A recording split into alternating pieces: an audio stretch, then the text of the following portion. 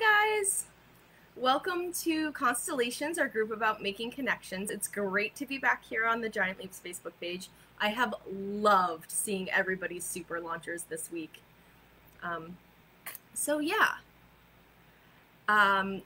This week we're going to continue along on our theme of creating a dinner party. And to begin, last week we talked about the centerpieces, so this week we're going to be finishing off our tablescape with our place settings, and the next week we finally get to cook our delicious meal, and then our 5 weeks are up. So that's our plan for today. I'm going to start by giving you guys kind of an overview of some different things that you might be unfamiliar with, and just really quickly how to do a pretty simple place setting. So to begin, in front of me I have forks, spoons, that was loud, sorry guys. I have butter knives, which are safe, although be careful still not to cut yourself. Napkins, these are real plates, and more spoons, and then I also have some actual cloth napkins in front of me. You're welcome to use whatever you have in front of you and whatever's most convenient for your dinner party. So that might be plastic silverware, or that might be cloth napkins and real plates. So to begin, I'm going to move my camera down so you can see what a place setting will look like, and I'm going to show it to you from your angle. So we're going to start, the fork goes on the left, and then you have the plate, the knife, and the spoon. So that should go from left to right across your screen for you. And then if you have a bread plate, that actually goes on the left over here, but for this meal, I didn't include any bread, so I don't have a bread plate. So in case you're ever wondering at a fancy restaurant, the way I remember that is by making these symbols with my hands. And when I look at them, the B is for bread, so that goes on my left, and the D is for drink, and so that means my drink goes on my right. So I'm going to put my drink glass there. And then typically, if I'm just doing a quick napkin, I might just fold it in half and place it under the fork. And you can decide what aesthetic you like, triangle out or triangle in. Some other things to know is that your dessert spoon or fork is likely at a fancy restaurant to be across the top. And then let's talk forks. So typically when you're eating at a restaurant, you're going to start on the outside and work your way in. So typically shorter forks are your salad forks, and then this would be your main course fork. But you could have more forks. So just with each course, you start at the end and work your way in. And then let's also talk about spoons. So this is my teaspoon, and this is my tablespoon, and you can see that they're two different sizes. And typically a tablespoon is what you would use for soup.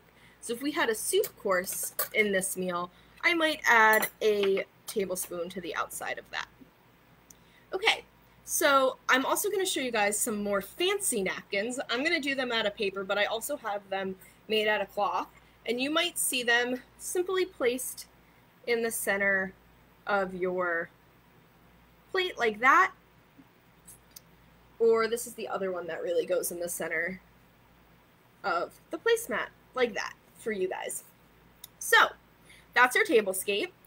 I'm going to set all this cutlery aside now that we've kind of gone over what it all means. Sorry it's so clanky, guys.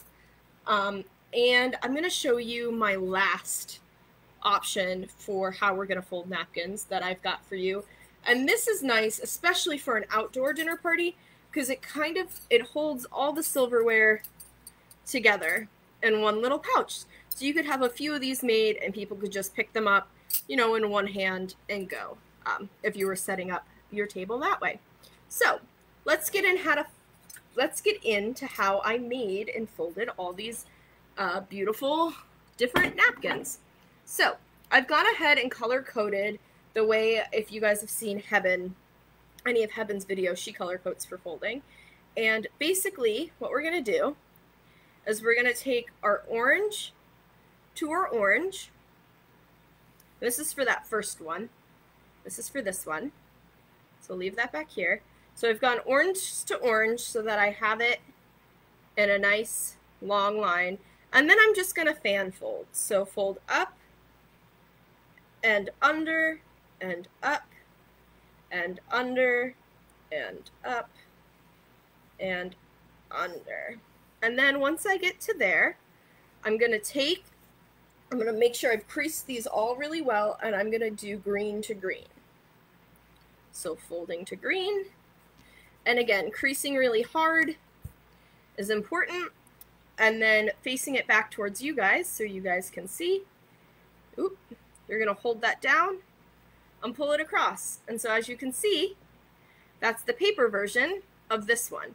And what I found is that if I practiced with the paper a bunch of times and the colors, so again, one more time for you guys, that's orange to orange, and then you fan fold it like you would for making a paper fan, just, you know, back and forth, flip it over, crease, green to green, crease again, and pull it back, at least half of it. Turn it around so that the other side is hidden. Once I practiced a few times like this, I could go ahead and make it with the cloth napkin if I wanted. And/or I could do it step by step. So for example, I could do it, you know, get to this point with my cloth napkin and then fan fold my cloth napkin and my paper napkin together. So that's our first napkin. Fold. Set these aside. This is our next napkin fold, and for this one, oops, I have this big paper, and I have it completely open, and I'm going to start by going from blue from one corner to the other to make a giant triangle. So blue to blue. Okay, and now in front of me I have pink to pink and orange to orange. Great, and then I can flip this over, and on the back side I again have blue to blue. And then the last one is, if you guys can see, this black line to this black line. And then I just stand it up. And there that is for you guys. You can see how there's a little more distinction on the blue, but it definitely is the same because you can see those colors peeking through. If I go like that, can you see a little better? So there you have it. Do you guys want to see that one more time, or are you guys good? I'm watching the comments. I don't see anything in the comments. Okay, so I'm going to set this one aside and work on our last one. And our last one is this nice little pocket fold. And so the nice thing about this one is if you're using paper napkins, it actually makes sense to start with it like this, already pre-folded. But since not everyone's going to have paper napkins, or everyone's paper napkins might be a little different, I'm going to start with it big like this, and I'm going to start by going green to green. And then I'm going to actually flip it over and go orange to orange. And now I'm back to right where I started with a regular napkin out of my napkin holder. Okay? And then I'm going to take the first two layers and go blue to blue. So I'm going to pull this across. So that's blue. And I'm going to pull this across. So that's blue. Okay? So, you guys want to see that one again?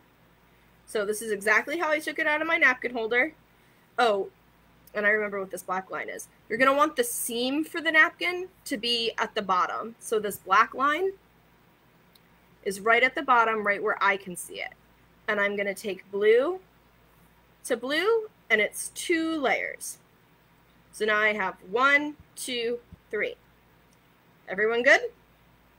Sounds great. And I'm going to flip it over, and I'm going to start So this is my thicker side. I can kind of feel the triangle down, and you guys can kind of see it. This is the thicker, and this is thinner. And I'm going to start by going pink to pink, and I've now exposed this orange line, and I'm going to go orange to orange. And at the bottom here, I'm going to hold it up so you guys can see it better. I have this black corner and this arrow. And what I'm going to do is I'm going to tuck that black corner in to that arrow. Okay? And I'm just going to make sure I crease everything nice and firmly, and I'm going to flip it back around. And now I have it just like this, and I can go ahead and fill it with my fork, my spoon, and my knife. And again, this is just a nice little pouch that people can grab everything they need to eat a meal and go. So there we have it. We have our pouch. We have our tri-folds. And we have our fan folds. Ooh, we need a little more space, don't we? Get that fan fold in there. Ooh.